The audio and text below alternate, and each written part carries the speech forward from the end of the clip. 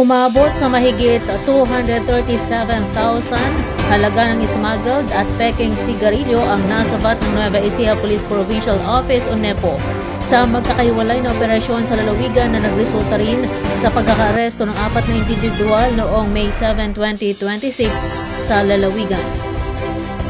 Ayon kay Police Colonel Richie R. Claraval, Provincial Director, nagsagawa ng magkakahiwalay na operasyon ang mga tauhan ng Gapan City Police Station, Bungabon Police Station, Jaén Police Station at Quezon Police Station sa pamamagitan ng Oplan Sita Entrapment Operation at Checkpoint Operations. Sa naturang operasyon, nahuli ang 4 na suspek matapos makumpiskahan ng mahigit 132 rims ng smuggled at counterfeit cigarettes. Kabilang sa mga nasabat na brand ng sigarilyo ang More, Firestar King Size, Golden Leaf, Gift, Modern Red, RGD, Black Modern at Platinum 7 na tinatayang nagkakahalaga ng 117,440 pesos. Mahaharap ang mga naarestong suspect sa kasong paglabag sa Republic Act 10863 o Customs Modernization and Tariff Act, Republic Act 10643 o Graphic Health Warnings Law at Republic Act 8424 o National Internal Revenue Code of 1997. Samantala, voluntaryo namang isinuko ng ilang concerned citizens sa Gimba Police Station, Laur Police Station, Nampicuan Police Station, San Leonardo Police Station at Santo Domingo Police Station ang karagdagang 112 rims ng kahalintulad na sigarilyo na may tinatayang halagang 119,610 pesos. Dinala ang lahat ng nakumpiska at isinukong sigarilyo sa kanilang operating units para sa tamang dokumentasyon at disposisyon. Binigyang diin ni Police Colonel Claraval na patuloy pang paiigtingin ng NEPO ang kampanya laban sa smuggled at counterfeit products upang maprotektahan ang mga mamimili, masuportahan ang mga lehitimong negosyo at mapigilan ang paglaganap ng ilegal na produkto sa lalawigan. Sugatan ang isang pahinante matapos sumalpok ang isang dump truck sa barrier at puno sa kurbadang bahagi ng Barangay Atate, Tablang, Palayan City, Nueva Ecija, kamakailan, ganap na alas 3 ng hapon. Batay sa paunang imbestigasyon ng pulisya, nawalan umano ng kontrol ang driver ng sasakyan habang binabaybay ang naturang kurbada matapos itong makaramdam ng matinding antok at posibleng nakaidlip habang nagmamaneho. Bago pa man tuluyang bumangga ang truck, mabilis na nakatalon palabas ng sasakyan ang driver kaya hindi ito nagtamo ng anumang sugat. Gayunpaman, naiwan sa loob ng dump truck ang pahinante na nagtamo ng minor abrasion sa kaliwang tuhod at kaliwang pisngi, bunsod ng malakas na impact ng aksidente.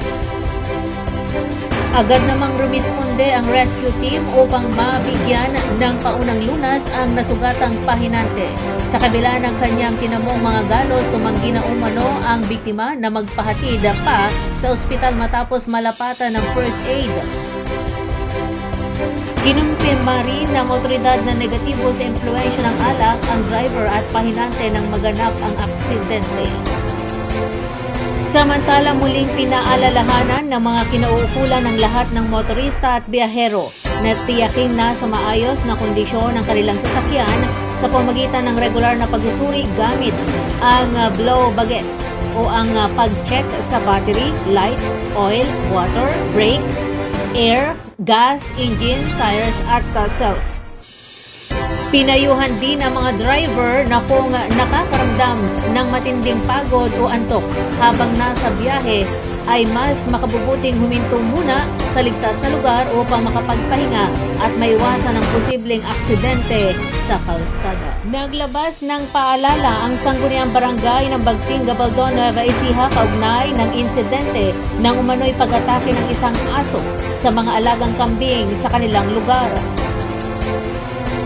Ayon sa barangay, 3 araw na ang nakalipas bandang alas 9:30 ng umaga na magtungo ang may-ari ng mga kambing upang ipabot at ipaimbestiga ang nangyari matapos umano niyang maabutan ang isang inahing aso na kulay itim at may batik habang tinatangkang lapain ang isa sa kanyang mga alaga. Batay sa salaysay ng complainant, mabilis na nakatakas ang aso nang habulin ito kaya't hindi na agad natukoy kung sino ang may-ari nito. Tinatayang umaabot sa humigit kumulang 25,000 pesos ang kabuang halaga ng mga kambing at iba pang alagang hayop na napinsala sa insidente. Sa kasalukuyan ay nagpapatuloy pa ang isinasagawaang imbestigasyon ng barangay upang matukoy kung saan nagmula ang naturang aso at kung mayroon itong may-ari. Nananawagan din ang sangguniang barangay ng bagting sa mga residente, partikular sa mga nakatira sa paligid ng Rosal, Amalungan at Kampupot na maging mapagmatsyag sa isang pagalagalang inahing aso na kulay itim na umano'y may bahid ng dugo sa may nguso.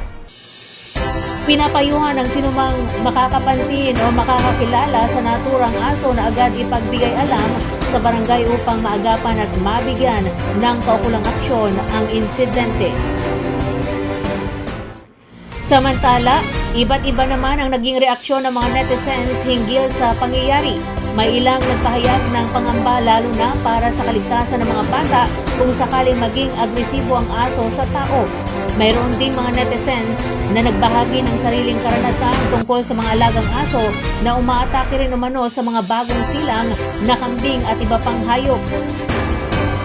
May ilan namang nananawagan na huwag basta sakta ng aso at sa halip ay maayos itong mahuli at maimbestigahan, habang may iba ring nagsabing mahalagang matukoy ang tunay na may-ari upang mapanagot kung kinakailangan.